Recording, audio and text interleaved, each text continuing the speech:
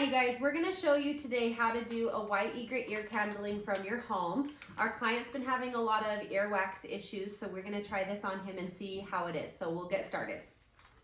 First, you're gonna take your box of white egret ear candles.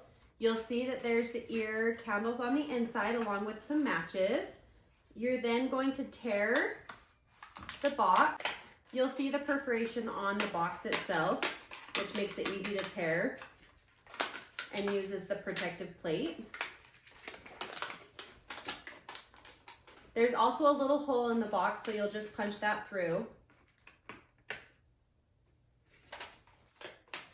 Okay, so once that's ready, we're gonna go ahead and get started. I'm gonna have my client roll to his side. And we'll put this, just a cloth over his head. You can use a flame retardant cloth or just what you have on hand. You're just going to protect his hair down to his jaw. So you're just gonna take the ear candle and you're gonna put it into the hole. And then we are going to light this side on fire. While that's going, I want you to cover the bottom hole on this side. Keep it on there for about 8 seconds. Then you'll start to see the smoke coming out the bottom. So once that's ready, we're just gonna slide the box up a little bit, enter it into the client's ear, grab their hand, and I want you to tell me where it feels the best. All right, so everybody's ears are shaped differently. That's why we do that, to make sure that we're putting it right into the ear canal. They'll start to hear it. It kind of sounds like a fire, a little snap, crackle, pop. Can you hear that? Mm-hmm. Perfect. And then we're just gonna let this burn down for the next few minutes. Something that you can also do is start to give them a lymphatic massage through their face. So just all the different passageways where he's having some ear problems with his wax. A lot of it could be through his sinuses. If he's had a cold or congestion lately, a lot of that can cause it.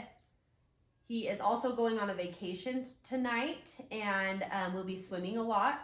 And so this is something great to do before you go do something like that, to help make sure there's no water in the ear passage.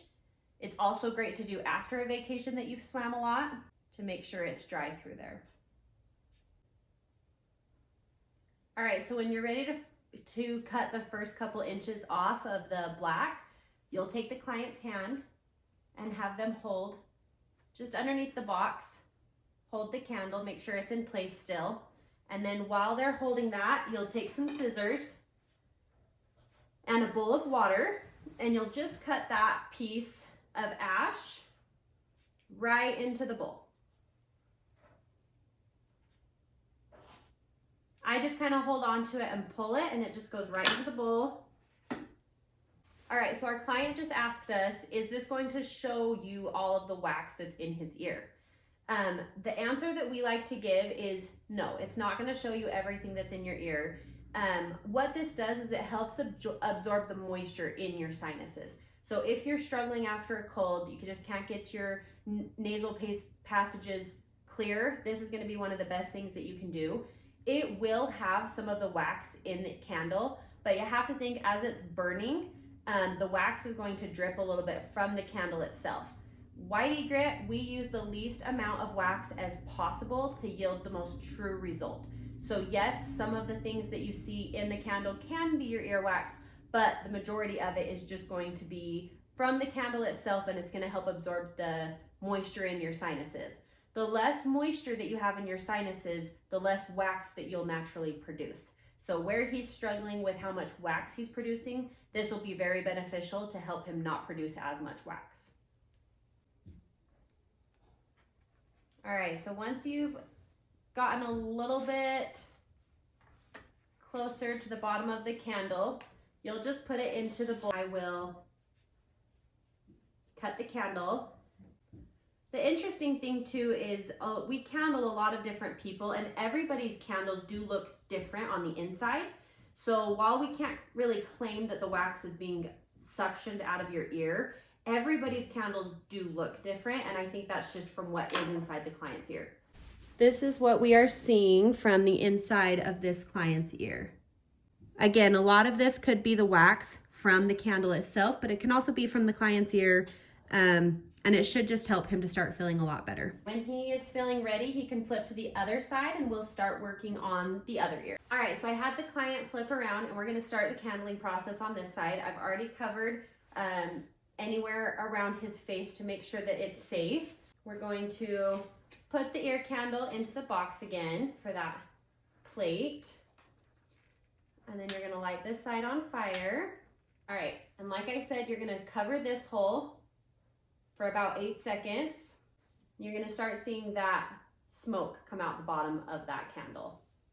So once you see that, you're going to put it into the client's ear and you're gonna have the client position it so that they feel it the best in their canal. There you go.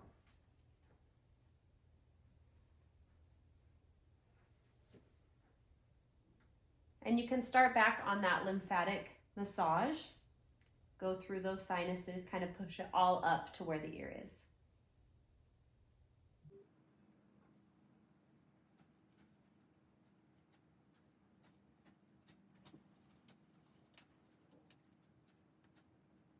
We get asked a lot too if you can do candling on just one ear over the other. We definitely don't recommend that. It will definitely set off your equilibrium. So we've had a lot of clients who will come to trade shows and they will get candled on one side and then they'll come back the next day and they'll say, I completely feel off balance. So we will candle their other side and then they will be able to get back to the balance that they need. Our client was just telling us that when he gets out of the shower in the morning, he feels a lot of wax in his ears and they get extremely itchy. As the day progresses, he will clean his ears, but then he feels like they just get flaky and the wax doesn't stop. So again, that moisture is really going to get into your sinuses. It can happen through congestion, through allergies, through colds.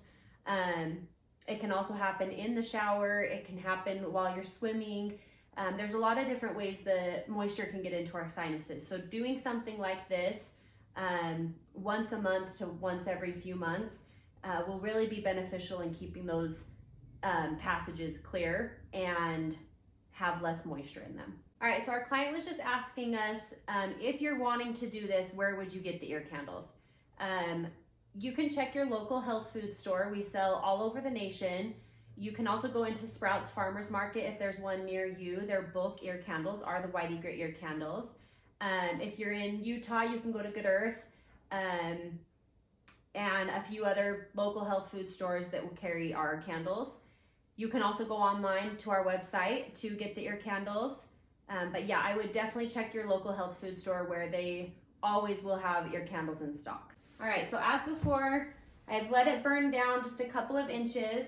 We're just going to get our bowl and cut and pull. And we'll keep letting it burn down. All right, so once this is down, like I said, a couple inches from the bottom, you'll just pull it out. You'll extinguish it in the water, and then we'll just cut it to see the result. All right, so here's the result from the candle that we just did. This is from the client's left ear, and this is the result from the right ear. So like I said, a lot of this result can be from the candle, but where the candles are both showing different results, it can also be from your ear. So that is a little bit on how we do the ear candling. If you have any questions, please comment below. We would love to answer any questions that you have, and thanks for being here.